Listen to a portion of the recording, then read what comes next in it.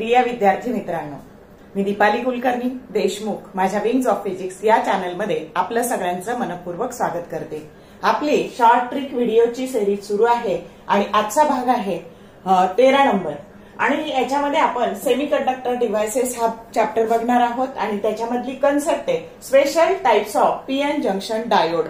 तर बघा, अगदी 5 मिनिटात सोप्या पद्धतीने मी तुम्हाला हे सांगणार आहे आणि त्याचा तुम्हाला खूप उपयोग होणार आहे, कारण याच्यावर प्रश्न शुअर शॉर्ट पडतात आणि म्हणून हे बेसिक जर क्लिअर असेल तर अगदी 5 मिनिटात तुमचं काम होऊन जाणार आहे। एकूण सेमीकंडक्टर डिव्हाइसेसचे अजून एकूण 3 भाग होतील, तर अजून 2 भाग करेल आणि 3 भाग मध्ये म्हणजे तुमचं अगदी 15 ते 20 मिनिटांमध्ये सगळा सेमीकंडक्टर डिव्हाइसेस सीईटी नीटच्या दृष्टीने होऊन जाईल। त्यामुळे तुमचा वेळ वाचावा हाच महत्वाचा माझा प्रयत्न आहे। तर ठीक आहे, लक्ष द्या व्यवस्थित मी काय सांगते ते। तर आपण आपल्या पुस्तकात क्रमाने असे 4 स्पेशल टाइपचे डायोड शिकलो। पहिला होता झिनर डायोड, मग होता फोटो डायोड, मग होता सोलर सेल आणि मग होता लाईट इमिटिंग डायोड। तर सगळ्यात आधी तुम्हाला त्याचा सिम्बॉल विचारतात, तर सर्किट सिम्बॉल कसं आहे।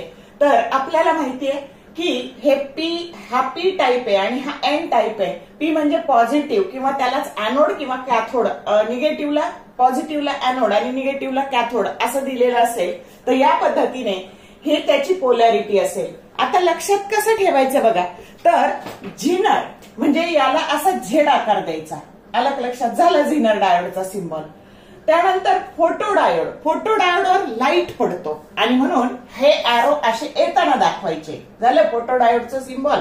त्यानंतर सोलर सेल, तर या पद्धतीने हे सोलर सेलचं सिम्बॉल आहे। तुमच्या बोर्ड पुस्तकात दिलेलं नाहीये, पण हे असं आहे, याला बायसिंग लागत नाही, याच्यावर सुद्धा लाईट पडतो।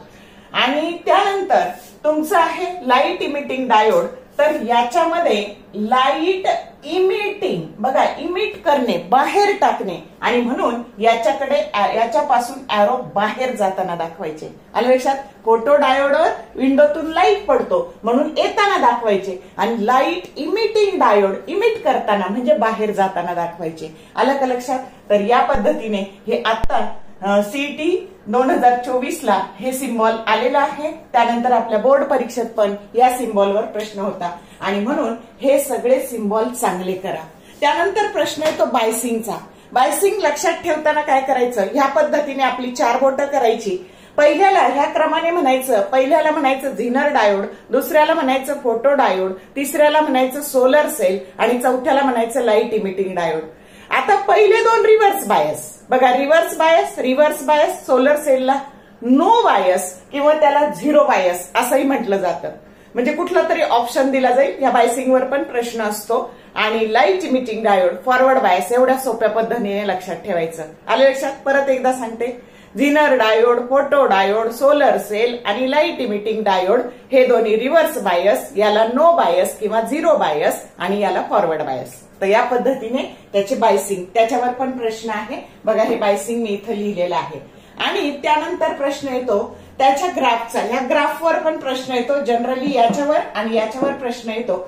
तर ही त्याची आयव्ही कॅरेक्टरिस्टिक्स आहे आणि याचा ग्राफ या पद्धतीने येतो। कदाचित फक्त एवढं पण तुम्हाला दिलं जाऊ शकतं, तर या पद्धतीने फक्त हे याच पद्धतीने असा एवढा पण दिला जाऊ शकतो आणि हे झिनर ब्रेकडाऊन व्होल्टेज आहे आणि हा ग्राफ 3rd क्वाड्रंट मध्ये असतो, दोन्ही निगेटिव्ह। आलं का लक्षात? त्यानंतर आयव्ही कॅरेक्टरिस्टिक्स, फोटो डायोडची ही आयव्ही कॅरेक्टरिस्टिक्स आहे, याच्यामध्ये डार्क करंट असतो आणि 0 बायस नो बायस हा चौथ्या सोलर सेलचा ग्राफ हा 4थ्या क्वाड्रंट मधले आहे। आलं का लक्षात? तर या पद्धतीने म्हणजे हे पॉझिटिव्ह आणि हे निगेटिव्ह तुमच्या पुस्तकात थोडा वेगळा दिलेला आहे ते याच्या स्टेट बोर्डच्या टेक्स्ट बुक मध्ये, पण खरं तुम्हाला देताना या पद्धतीने देतात। This is the accurate figure and the graph is IV characteristics is in the 4th quadrant. आणि light emitting diode forward bias PN junction आहे, म्हणजे अर्थातच 1st क्वाड्रंट मध्ये ग्राफ असणार आहे आणि या पद्धतीने तुमचा ग्राफ असणार आहे। कदाचित या पद्धतीने इथे तुम्हाला नी व्होल्टेज दिलं जाऊ शकतं। आलं का लक्षात? नी व्होल्टेज। तर या पद्धतीने हा ग्राफ असणार आहे। अगदी 5 मिनिटात सगळे तुमचे स्पेशल टाइपचे डायोड कव्हर होतात आणि महत्वाचं लक्षात काय ठेवायचं, त्याचे सिम्बॉल, त्यानंतर त्याचं बायसिंग आणि त्याचे आयव्ही कॅरेक्टरिस्टिक्सचे कर्व किंवा कोणत्या क्वाड्रंट मध्ये आहे एवढं लक्षात ठेवायचं। ओके, तर बघा माझे 2000 सबस्क्रायबर पूर्ण झाले आणि हे सगळं तुमच्या सहभागाशिवाय अजिबातही शक्य नव्हतं, म्हणून मी तुम्हाला मनपूर्वक धन्यवाद देते. जर व्हिडिओ आवडला तर लाईक करा, त्यानंतर चॅनलला सबस्क्राईब करा केलं नसेल तर, म्हणजे येणाऱ्या व्हिडिओचे नोटिफिकेशन्स तुम्हाला मिळत जातील. कमेंट करा. Okay, all the best for your upcoming exam and thank you for watching this whole video.